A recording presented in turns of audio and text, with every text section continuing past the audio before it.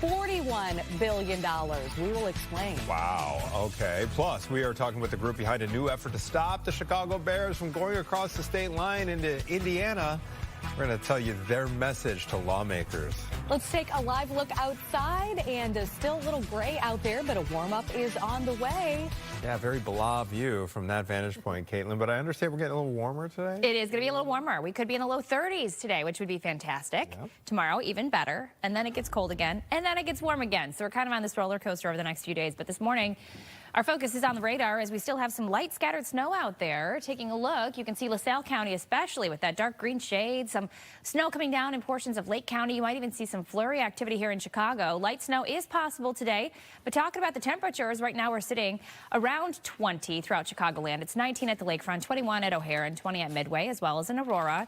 Temperatures today are going to be climbing into the 30s, as mentioned. I do expect freezing, actually, this afternoon. The cloudy skies, though, sticking around. Best chance for snow is going to be early today. By, I would say, mid-afternoon, drier skies will be here. So even around 2 or 3, we could see some snowflakes around.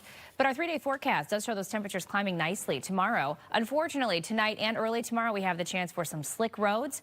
But then we work our way into our dry weekend with colder temperatures, a high of 24 Saturday. Back to you. Okay, thank you very much, Caitlin. Chicago police, they're warning Honda owners about a string of airbag thefts across the city. Roseanne is live in Jefferson Park, just one of many neighborhoods that have been hit. Roseanne, tell us about this. Well, police say they have seen a big uptick in these kinds of thefts, targeting mostly these late model Hondas. And don't you be next. The video that we have to show you here from Citizen app shows how the thieves bust the driver's side window. Then they pop that airbag right out of the steering wheel. Cars were targeted here in Jefferson Park, Bucktown, Uptown, Portage Park. The list goes on. At least 16 neighborhoods hit and at least 38 thefts since December 21st alone. The reason? These airbags have a high resale value on the black market, $120 to $400 compared to a factory cost of $1,000.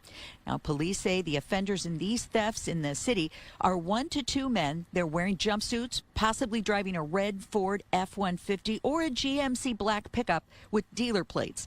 Police recommend using an anti-theft device like the club to protect yourself. And be sure to tell your friends and family about the problem if they drive a Honda in particular. This is a nationwide problem. We also have video showing police in Howard County, Maryland, capturing thieves in action with their body-worn cameras. In fact, they found a car filled with airbags in that incident.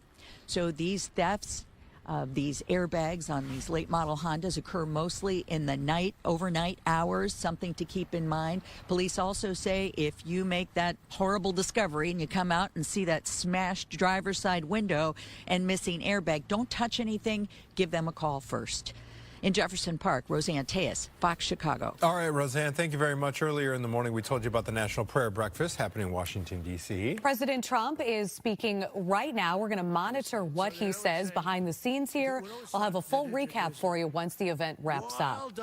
And right now here in Chicago, Chicago police are investigating a deadly shooting outside of a Southside church. Yes, Gabriela Primus has that and the other top stories we're following for you this morning. Gabby. And it comes along with some shocking video that's going around everywhere on social media. So police are calling this an ambush. It happened in broad daylight Wednesday, steps from St. Sabina Church. Police say mass shooters started firing into a white car before hopping into a red SUV and driving off. Those people are still on the run. Officers say a man and a woman were both shot. Sadly, that woman did not survive. There are reports that there's also a baby inside the white car when the shooting happened, but they weren't hurt. Police are offering a $10,000 reward for information leading to an arrest in a deadly shooting outside of White Castle. It happened Tuesday in the parking lot of the location on West Roosevelt. Police say 3 men were in a car when 3 other men came up and opened fire. 2 died and the other was hurt. Today's Show host Savannah Guthrie has released video pleading with her mother's possible kidnappers to provide proof that she's alive. Investigators believe 84-year-old Nancy Guthrie was taken from her Arizona home against her will on Saturday, but they have not identified any suspects. President Trump has said that he has spoken with Savannah and offered the support of state and federal law enforcement. We are expecting another update from authorities on the investigation later on today. We'll bring that to you when it happens. Natalie. Gabby. Two teens facing charges after telling police about their alleged plans for an overnight heist at the State Street Macy's. And they drew up this map. Cook County Sheriff's Police found it after they say the teens admitted to hiding out in the store after it closed Sunday night. Employees recognized those teens Monday morning after surveillance video caught them stealing sunglasses, cologne, and clothing. They were wearing the stolen clothes when police arrested them. And thanks to a thief, a River North restaurant is out of thousands of dollars. And just days after their grand opening, surveillance cameras caught him in the act. You can see as he makes his way through Soul Vibes Signature with a huge kitchen knife in tow. So that's pretty scary. This restaurant in River North, he tries cutting the security system. That doesn't work. Later, he used the knife to steal $500 from the registers. But that's not all. He took knives and he just bam through everything. Took out all the cash drawers, the money. He took liquor. He went through the liquors and chose the liquors that he wanted, you know, like Don Julio, like the expensive liquors. He didn't just, we're sitting here talking about a picky thief. The owners believe the same thief may have targeted another nearby restaurant a few months ago. A federal judge in Indiana is blocking the deportation of a man who was acquitted last month in the murder-for-hire plot against Border Patrol Commander Gregory Bovino. Shortly after the jury cleared Juan Espinosa Martinez of charges, the Sun-Times reports that immigration agents detained him. They claim that he entered the country illegally. The judge says Martinez must have a bond hearing before he can be moved. Federal officials have until Friday now to respond to that ruling. Meantime, lawmakers have about 8 days to agree on funding for ICE and the Department of Homeland Security. Illinois Senator Tammy Duckworth tells us she is refusing to fund either agency until they reform enforcement policy. We need to make sure that they're not allowed to issue their own warrants, and then they must be forced to use actual judicial warrants. So some guardrails are required. I think these are very basic ones that Americans are asking for. And if my Republican colleagues will agree to that, then I'll consider voting for the bill. Democrats also want ICE agents to remove their masks and wear body cameras at all times. A new study that went live at midnight claims Chicago's budget deficit is a lot higher than initially reported. Chicago City Council passed a budget that closes a $1 billion gap, despite a lack of support from Mayor Johnson for that budget. But the watchdog group Truth in Accounting told our Paris Schutz that the actual deficit is worse, way worse. We're talking $41 billion. We think the voters are actually not getting what they really are able to pay for. And our report shows that, because the $41.1 billion is our methodology of showing you all of the liabilities that Chicago has. According to the study, the gap has resulted in a taxpayer burden of about $43,000. And I can assure you our Paris Schutz will reach out to the mayor's office and try and get a comment from him about that. That is wild. Okay, people in Galewood, meantime, they are pushing back against real estate developers' plans for the old Mars Candy Factory. They met last night to brainstorm their own proposal. As it stands right now, McCaffrey Interests, which is the developer, plans to build a nearly 500-unit residential structure on the site. But neighbors fear that multifamily housing could lead to overcrowding, increased traffic, and also parking issues. Well, they should, and everybody here, you got to open your mouth up to be heard. Why come to a meeting that's for community and you just sit? Open your mouth up, make a difference, and you'll see change happen. Well, we have been reaching out to Mars and McCaffrey Interests for comment since Monday. We have yet to hear back. Meantime, the battle over where the Bears plan to build a new stadium continues to heat up. Brian Jackson has a new push to keep them in Illinois, and the clock is ticking, Brian. It sure is. Been a lot of back and forth on this. Well, now a grassroots coalition of local community leaders and business owners, they're planning to make a last-ditch effort to make Arlington Heights the new home of the Bears. But the Bears say the village has not given the team some of the tax breaks they're looking for. Our neighbors across state lines are capitalizing on that. Last week, the Indiana Senate approved a bill to create what they're calling the Northwest Indiana Stadium Authority to pursue the Bears. The group Touchdown Arlington is planning a rally next week to make a push for the Bears to stay in Illinois. But the clock is ticking in Springfield. Now is the time. Arlington Heights is the site, and we need Springfield to work quickly to make a deal. This is our first competitor from outside of the state, and I think it's the most realistic option the Bears have faced. Indiana is moving very fast. You're right. They've got until the end of February to really get a decision lined up based on their budget cycle. And if we can't get significant confidence that we can get a deal done here, Arlington Heights, the northwest suburbs, Cook County, and Illinois have all lost one of our biggest businesses. The Bears are now looking for support for infrastructure and the surrounding development, along with some tax certainties. So we'll definitely be keeping an eye to see what happens, whether the Bears stay in Illinois or move across state lines to head to Indiana. Well, they've got a short runway, Brian. Yeah. I mean, end of February. We were able to capture something really spectacular this morning. This is courtesy of our photographer, Ed Flynn. Wow. And beautiful pink and orange sunrise. So we wanted to show it to you because we want you just to have the best Thursday ever. And hopefully this helps out. How cool is that? Thank you for rolling tape on that, Ed Flynn. And Caitlin is here now with a look at how the rest of Thursday is going to play. Yeah, I feel like traffic was really light this morning too, which maybe in some areas. For you, it was good coming in from north. There was hardly anybody out there. Oh, was traffic not Different good? story, yeah, as you got northwest, and especially on the Stevenson today. Okay. Yeah. Well, maybe those folks who are coming from Northwest Indiana, they're taking the day off today, and they are going to have the best Thursday ever. Here's the deal. We have some scattered snow out there. Here's the big picture. Northwest Indiana, I just mentioned you.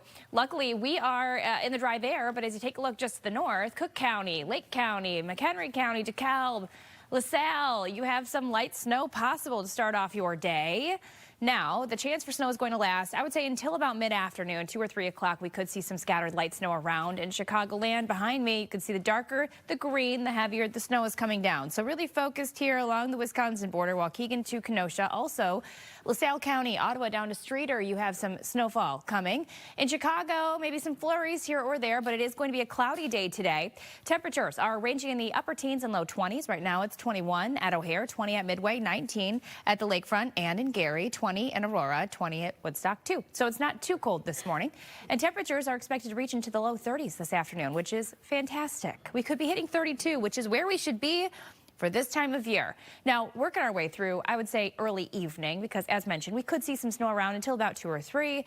This is 4:15, seeing the upper 20s and low 30s around Chicagoland. But then as we get into your Friday morning, we could have some dicey road conditions again. Starting off as a sleet, freezing rain, snow mix, turning over to snow. So it could be slick and slow for your drive tomorrow early. We'll take a look at those highs, though, for Friday, which I think you'll like ahead. Cook County is launching a new program to help you out the next time you get a traffic ticket. We'll explain how. Yes, and we have more weather coverage up next, but first here's a quick look at your 7-day forecast. What are you girls doing? We're doing all the heating, plumbing, and electric around here. All right, I know you girls know stuff, but let's leave it to our trusted local experts. Let's call Four Seasons. It's about time you figured it out. Whether it's heating, cooling, plumbing, electric, air duct cleaning, or generators, you can always trust Four Seasons. For all the right reasons, call it 664 Seasons.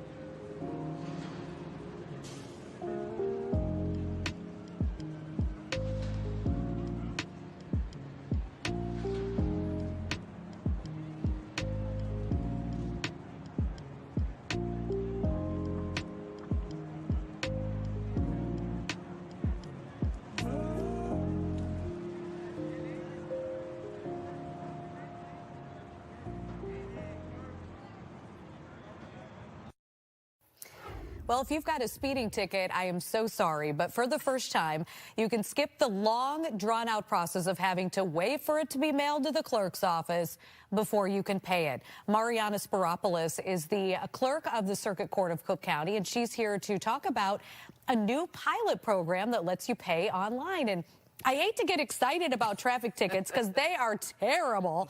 But tell me about this pilot program, this e-citation program. Yes, we're excited about it as well. So we're modernizing the office. And it's a long time coming, right? We want to bring this office into the 21st century. Currently, if you get a speeding ticket, you get a DUI, you get a driving unrevoked, or anything like that, not parking a red light. Okay. It's a paper ticket. And the problem with that is, I mean, it's worked for a long time, but like we said, it's time to bring the office into the 21st century. We're making it an electronic ticket instead.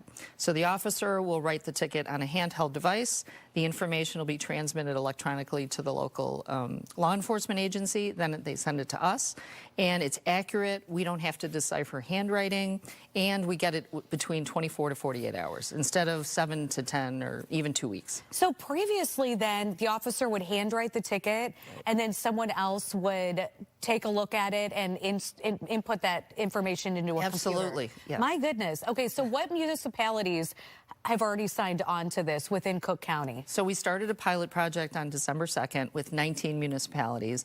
We've expanded it to 41 since then. And part of the process and why it took a little bit of time is because we want to make sure the software is compatible. We want to make sure the officers are trained to make sure it's all going very smoothly. And it is so far. We're really happy. And we have 102 municipalities total.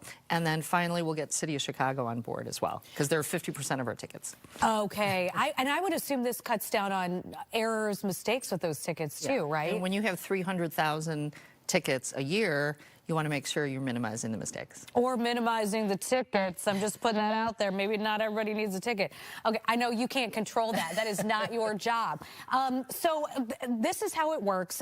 People can pay like automatically. They're going to be notified, what, within 12 to 48 hours? Yes. Via email, or how would they get that notification? Yeah, you'll get an e-notification. We're working on making sure that e-notification is either an email or your telephone.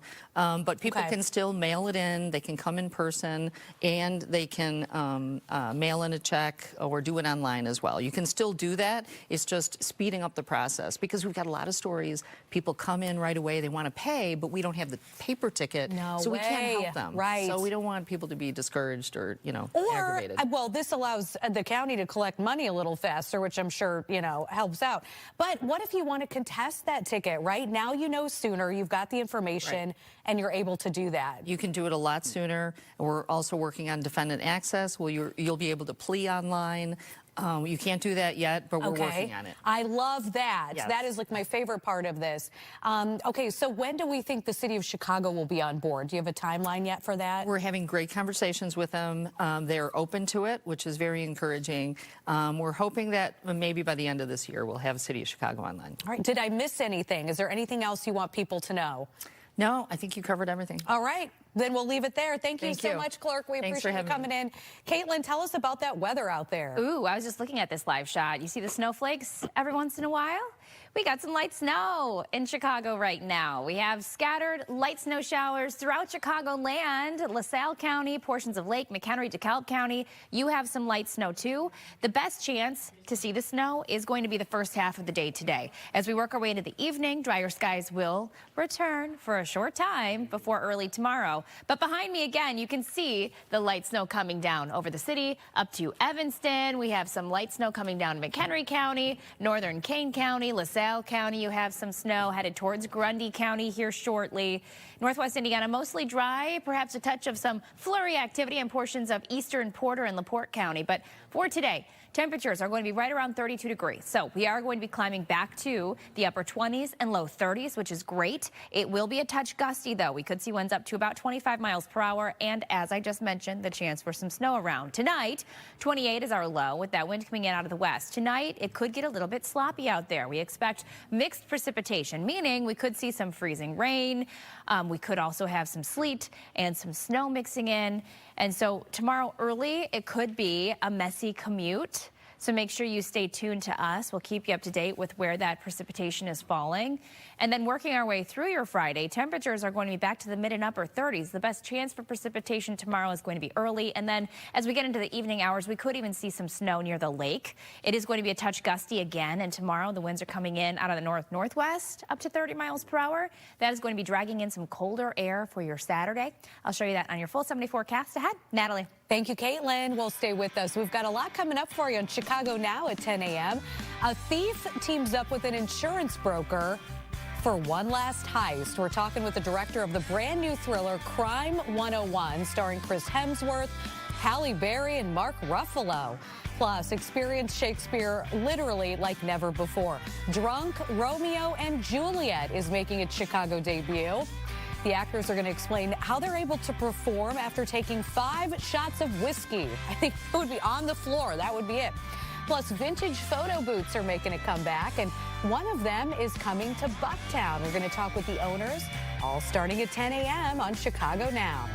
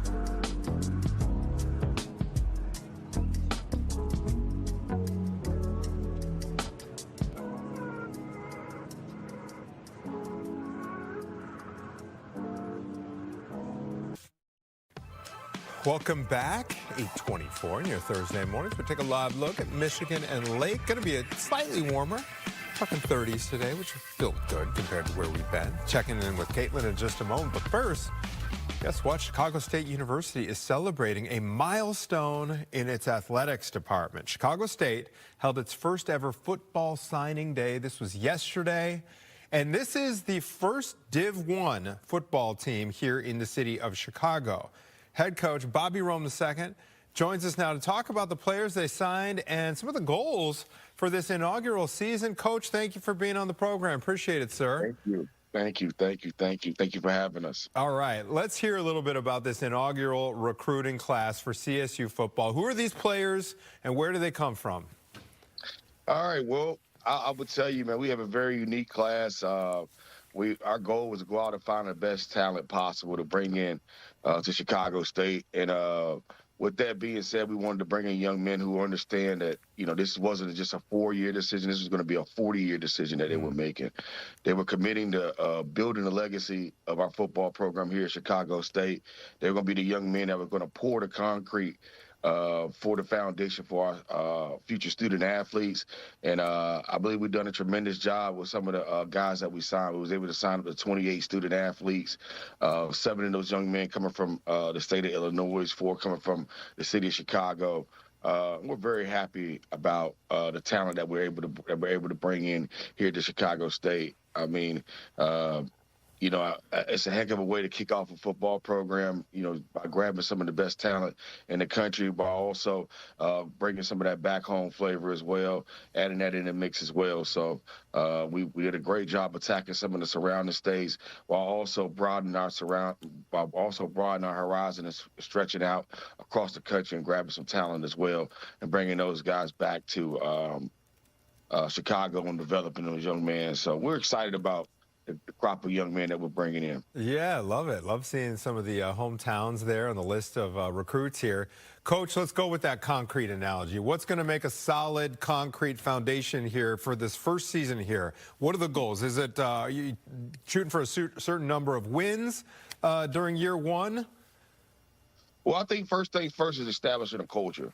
Establishing a winning culture, not only with our football program, but also within our institution. So, this is all our first year doing Division I football, not just the football program, but the institution as well. So we're all growing together, and we're taking it a step at a time. First things first is building and establishing the culture, and that's what we're doing right now. Our whole goal for this year one is establishing a strong culture for our football program and a culture that, in a foundation that won't be unshakable. I love it. I love it. Now, here's another aspect of this, is that is generating hype around the team. That can hype these guys up, invigorate the CSU community. What's it going to take to fill the stands and really get the university and, of course, the city of Chicago behind this team? Well, I mean, I think anything. We're gonna play an outstanding brand of football. We kick off here August 29th, SeatGeek Stadium against Roosevelt College. That's a hometown game right there, so that should bring the city out in itself. We're excited about finally being able to hit the field. And like I said, I can tell you this: when my guys hit the field, they're gonna be smart, fast. They'll be smart, fast, and disciplined. They're going to play a great brand of football, and we're going to play a winning brand of football. So I know people will be interested in seeing that. They went out to see the Bears this year play, and the Bears played a great brand of football, and we plan on establishing the same. I look forward to hearing all about your success. Coach Bobby Rome II, thank you for your time this morning, and best of luck with a great season. We'll be following. Thank you. You guys have a good one. All right, you too.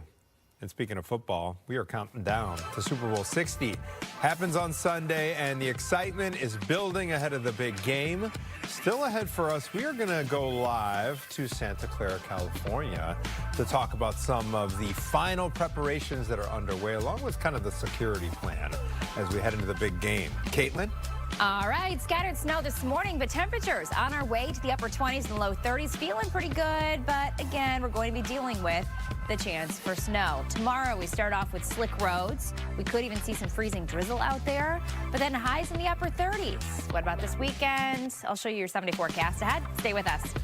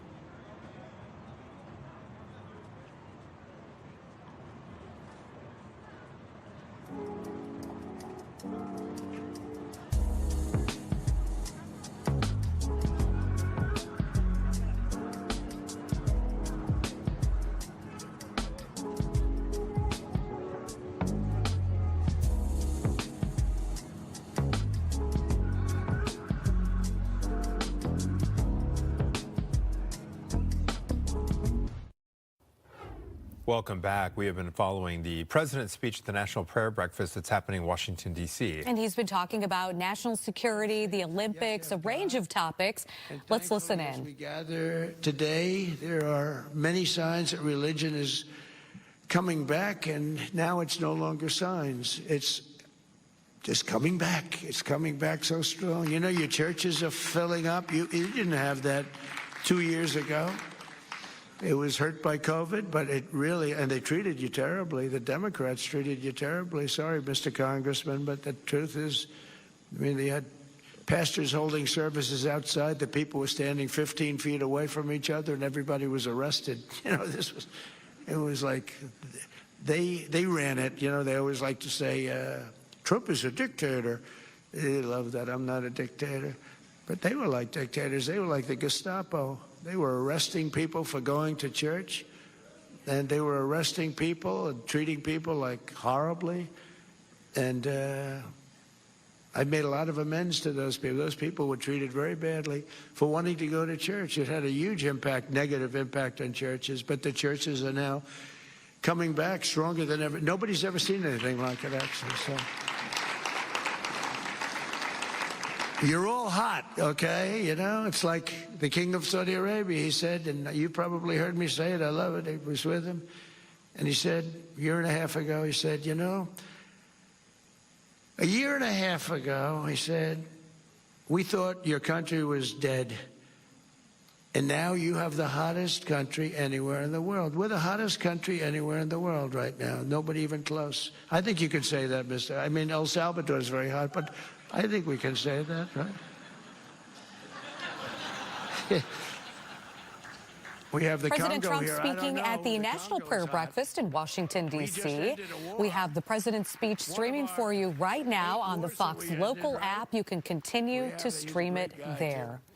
Here at home, anyone with a Honda vehicle needs to be on high alert. This is an unusual string of burglaries. Gabriella Primus has that warning and a look at some of the other top stories we're following. Gabriella? One thing after another, and it doesn't feel fair, does it, if you're a car owner? Well, Chicago police are investigating dozens of break-ins across the city targeting, yes, Hondas.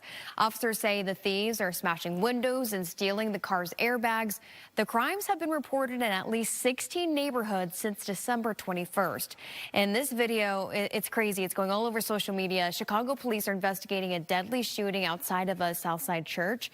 Officers say mass shooters started firing into a white car before hopping into a red SUV and driving off. This happened in broad daylight. Those people are still on the run. Officers say a man and a woman were both shot. Sadly, that woman did not survive. There are reports that a baby was inside that white car when the shooting happened, but they weren't hurt.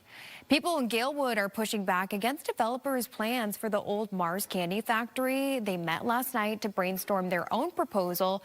As it stands now, McCaffrey Interest, the developer, plans to build nearly 500 residential units on the site.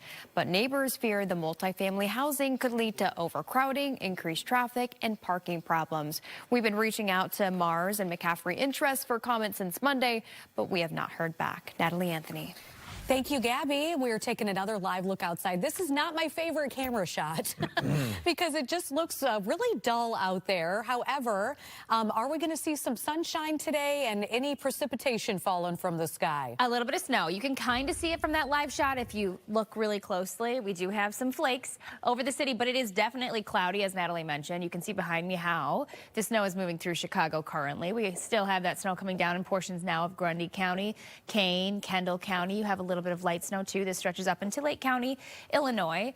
Now, as far as Northwest Indiana goes, we still have some light flurry activity possible from Lake to LaPorte and Berrien County. The best chance for snow is going to be until about 2 or 3 p.m. scattered light snow. Next 48 hours, temperatures are going to be warmer than what we're used to. Today, I expect the low 30s, so a range in Chicagoland of the upper 20s and low 30s. But notice the clouds, they do stick with us. Heading into tonight, we have the return of precipitation as a mixed bag. So we could see some sleet, some freezing drizzle, and some snow. Slick roads not out of the question to start off your Friday. Friday.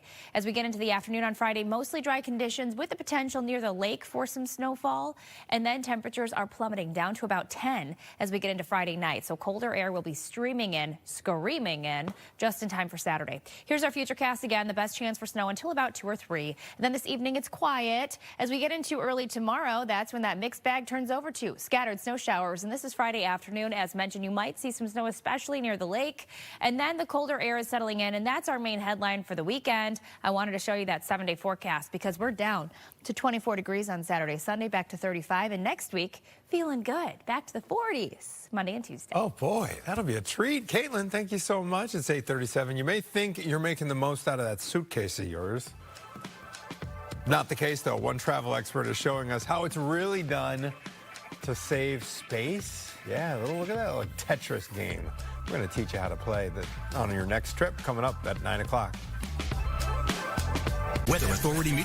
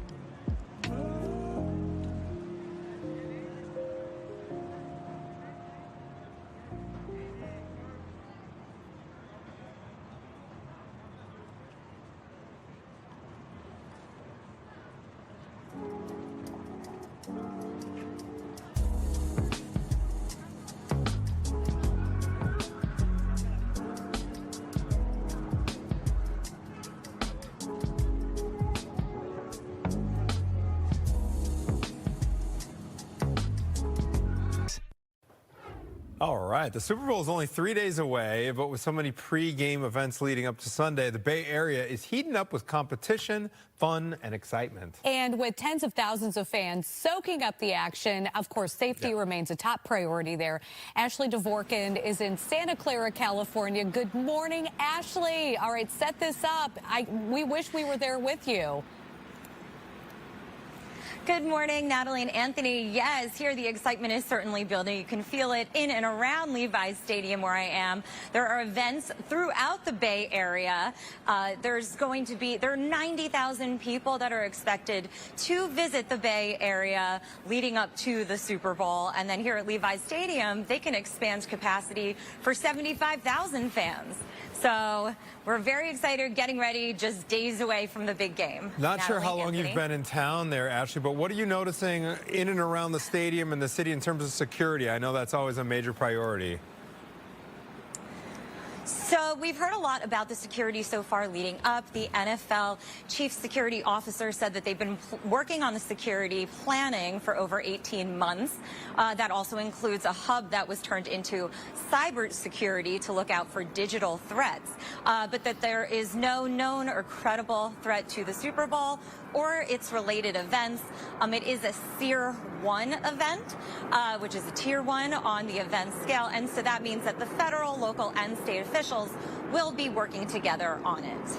Okay, so before the Super Bowl begins, I know you mentioned this a little bit. You talked about some things going on all over the area. Are there activations for people who do not want to buy tickets but still want to take part in the action? Yes, there are so many. So first, we also have to say that all the venues surrounding are going to be doing their own thing. There's going to be themes, parties, watch parties, all of that. But we were in San Francisco yesterday, and we got a chance to stop by the Super Bowl Experience. And that's where fans can get into interactive games. They can practice their passing, their kicking. There's also arts and crafts for kids, so something for all ages. There's NFL memorabilia, trophies, rings, for all the big football fans out there. And I will say it's already getting very busy. And I saw a lot of people already supporting their teams.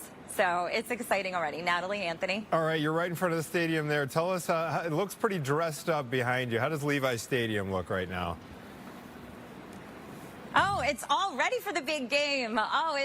When we were just driving up, it was really, I could feel the excitement as we were approaching. I mean, just to be here for game day. So I can't wait to see it. Obviously, we're still, you know, the sun will be up soon and we'll see a little bit more. But yeah, you can already feel it. I was, for sure. Yeah, 6:43 a.m. there on the West Coast. Thank you so much, Ashley. Have so much fun covering. Thank you. Thank you. Back here at home, we're taking a live look outside. The contrast. Going from, exactly. You know, all those colors in Northern California and then that drab view of our front yard. Yeah. Gabriella Prima is here in studio, and she's got a look at some of the stories that we're following for you. Nat, let's start with this. A new study that went live at midnight claims Chicago's budget deficit is actually a lot higher than initially reported. So Chicago's City Council passed a budget that closes a $1 billion gap, despite a lack of support from Mayor Johnson. But the watchdog group, Truth in Accounting, told Our Parish Shuts that the actual deficit is closer to $41 billion. Also, 2 teens are facing charges after telling police about their alleged plans for an overnight heist at the State Street Macy's. Cook County Sheriff's Police found it after they say the teens admitted to hiding out in the store after it closed Sunday night. Employees recognized them Monday after surveillance video caught them stealing sunglasses, cologne, and clothing. We're expected another update today in the search for Nancy Guthrie. Today's show host Savannah Guthrie and her siblings have made a plea on social media for the safe return of their mother. Investigators believe Nancy Guthrie was abducted from her Arizona home on Saturday. Anthony. Okay, thank you very much, Gabriella. The battle over where the Bears plan to build a new stadium continues to heat up. Bears haven't gotten some of the tax breaks from Arlington Heights that they are looking for. And then last week, the Indiana Senate approved a bill to create the Northwest Indiana Stadium Authority to lure the Bears. The group called Touchdown Arlington, led by business owners and residents there, they are planning a rally next week to make a push for the Bears to stay here in Illinois. There's no better piece of land in the state of Illinois to build a stadium, maybe not in the country. You're in the middle of one of the best suburbs with just a huge chunk of land that became available. And that's where I'd want to build. And at the bottom of my heart, I think that's where the McCaskies want to build. But when we come out as a legislature and say we're not interested in this cycle and dealing with this, it's not a priority, I understand looking across the border and looking at options. And we just saw it happen in Kansas City. We've seen it happen with New York and New Jersey. This is not some far-fetched scheme. This is a real thing, and the governor of Illinois is putting this at a high priority. Still, the clock is ticking. In Springfield, lawmakers have until the end of the month to come up with a plan before the end of this current session. All right, Cook County's first installment of property tax bills won't be mailed out until early March. Their due date has been pushed back now to April 1st. Got another month. The Illinois General Assembly authorized this one-time adjustment to give taxpayers a little more time between their property tax deadlines because last year's second installment bills were also delayed. Cook County says efforts to modernize its technology led to a few issues that wound up slowing down the billing process by nearly 4 months. Here's a wild fact. In 2025, the 15th ward here in the city of Chicago saw a 44% spike in calls for abandoned cars. 15th Ward Alderman Raymond Lopez says they are seeing vehicles sitting on a block for 10, 15, 20 days, sometimes even months. Maybe you've experienced this on your block.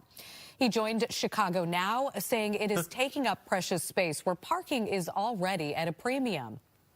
Because let's be clear, if you can't find parking on your block, you're going to have to park sometimes 1 or 2 blocks away from your own home. And many people in working communities like the ones that I represent come home in late hours of the night and don't necessarily want to be walking blocks and blocks just to get home. This is such a huge issue. Alderman Lopez says the more they can ease parking congestion, the more likely it is that we can make things like dibs completely obsolete. All right, but we may be in for a little melt here in the next few days. Caitlin, Cody, how warm are we talking? The 30s, but we're getting slapped with some snow on top of it. So we're going to be dealing with some wet weather, including some slick roads out there possible today as well as tomorrow. But to Anthony's point, it is going to be more comfortable outside, and the potential for snow is going to be mostly the first half of the day today as well as tomorrow. So looking at radar right now, you can see where the light snow is coming down. Chicago, we have some light snow now pushing into portions of Lake County, eastern Will County, eastern Kankakee, Lake County, Illinois as well, Kane County, Grundy County, you have some light snow. This is going to be the case, as mentioned, on and off throughout the first part of the day until about 2 or 3 p.m. Now, talking about how much snow, not much. Today, as well as tomorrow, we're not expecting an inch in many spots, under an inch in many spots, no accumulation, but we still could have the slick roads. So that's what I want to focus on. It doesn't take much for the slick conditions to form, especially tomorrow early when we could see some freezing drizzle as temperatures are dropping down into the 20s tonight, mixing in with sleet and snow. Tomorrow's high during the day is going to be in the mid to upper 30s, which is fantastic, but we still have that chance for snow even in the evening, especially near the lake. Now, this weekend, it's kind of 50-50. Saturday's going to be colder, 24 is our high, then back to 35 on Sunday, and then next week, the 40s will be here, and that's really when it's going to feel good because not only is it going to be the 40s, but it's also going to be dry enough to be outside comfortably. 43 degrees expected Monday, Tuesday right around 45 with wet weather possible again by the middle of next week. Jakey, what are you doing? I'm causing trouble. Caitlin Cody coming up next. He played hockey for the Blackhawks for years, but before that, he was part of a hockey team that was no short of a miracle. The first time you ever actually heard that now iconic Miracle line? It was probably like the next day, something like, well, actually, that's not true because the game was on tape delay. Oh, wait till you hear this story. We're going to talk with former Blackhawk Jack O'Callahan about that legendary Miracle on Ice Olympic win against the Soviets and the new Netflix documentary that tells the amazing story when Good Day Chicago returns.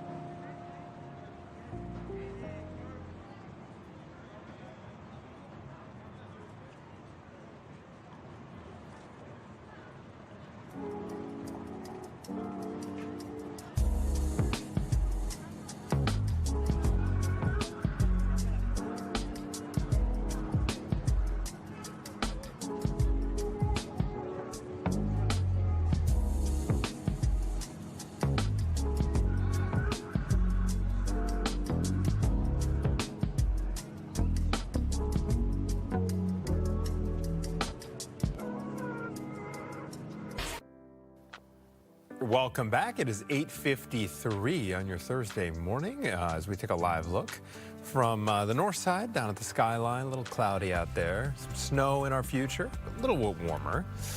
All right, we'll check in with Caitlin in just a second, but this is one of the most iconic sports moments in American history, and now a new documentary about it is streaming on Netflix. And what a great local connection. Jake has more for us this morning. This is an incredible story. And honestly, it's been an incredible story for decades, and I love that there's a Chicago connection to it, because before Jack O'Callahan played hockey for the Blackhawks, he was a part of a different hockey team. Maybe you've heard of them. They beat the Soviets at the 1980 Olympics. The win was unlikely, to say the least. In fact, you might even call it a miracle. We